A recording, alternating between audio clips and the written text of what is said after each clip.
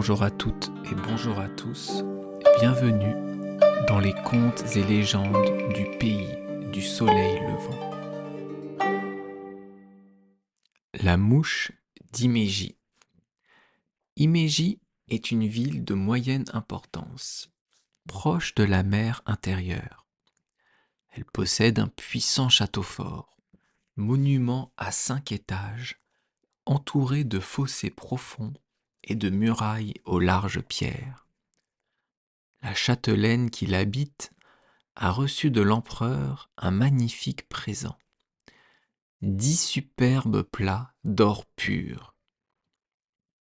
À qui allons-nous confier ce trésor? Demande-t-elle au daimyo, son mari.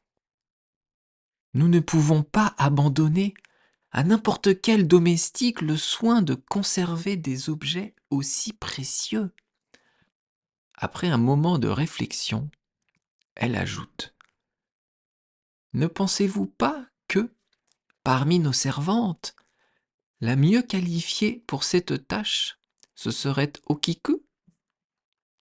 Ce nom, qui signifie honorable chrysanthème, était porté par une gracieuse jeune fille, d'une excellente famille tombée dans la misère, et qui s'était placée chez le seigneur pour subvenir aux besoins des siens. Okiku, continue la châtelaine, s'est toujours montrée d'un dévouement parfait et de la plus scrupuleuse honnêteté. Elle a toutes les vertus de ses ancêtres samouraïs. Nous pouvons avoir en elle une confiance absolue. Okiku, appelé auprès de sa maîtresse, rougit de l'honneur qui lui est fait. Chaque matin, chaque soir, elle compte et recompte les plats à elle confiés. Et elle a grand soin qu'aucune tache ne ternisse l'éclat de l'or pur. 6 mois après le jour où elle a reçu le précieux dépôt, il arrive qu'une troupe de lutteurs passe aux environs d'Himeji. Okiku, avec d'autres servantes, va contempler le spectacle. Quand elle revient, elle court revoir les 10 plats d'or. Elle n'en retrouve que 9. Frémissante, elle ne peut en croire ses yeux. Elle compte, elle recompte. Il faut se rendre à l'évidence. Un des plats a disparu. Quelle émotion, quelle douleur! Okiku se jette à terre, étouffant ses sanglots. Elle pense: quelle honte ce sera pour moi si l'on me soupçonne d'avoir volé ou laissé voler un de ces objets précieux, un de ces présents impériaux. Quel déshonneur pour les miens, si soucieux de garder intacte, dans leur misère, la bonne réputation de la famille. Même si l'on ne m'accuse point de malhonnêteté, on me reprochera ma négligence, et l'on aura raison. Je ne pourrai d'aucune manière me laver de cette accusation. Elle se demande ce que, dans un cas pareil, auraient fait ses ancêtres, ce que feraient ses parents.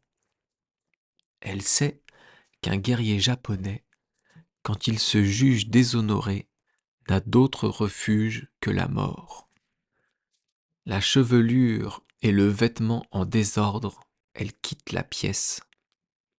Elle traverse en toute hâte les longs couloirs du palais. Elle descend, aussi vite que le lui permettent ses chaussures de bois, l'escalier conduisant au jardin.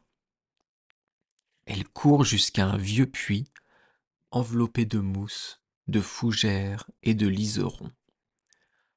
On entend le bruit d'un corps qui tombe, faisant jaillir l'eau.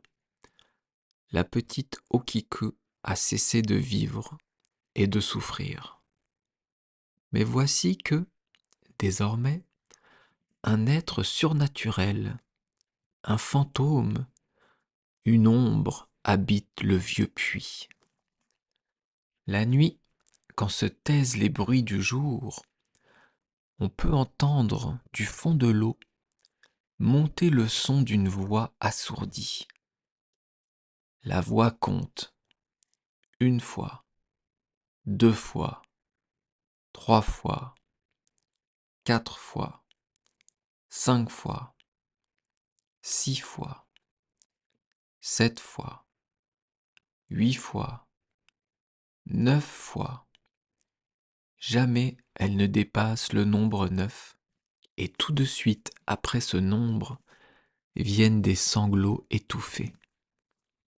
Un jour, l'âme d'Okiku abandonne le puits, mais c'est pour passer dans le corps d'un insecte, d'une mouche qu'on rencontre seulement aux environs d'Imeiji.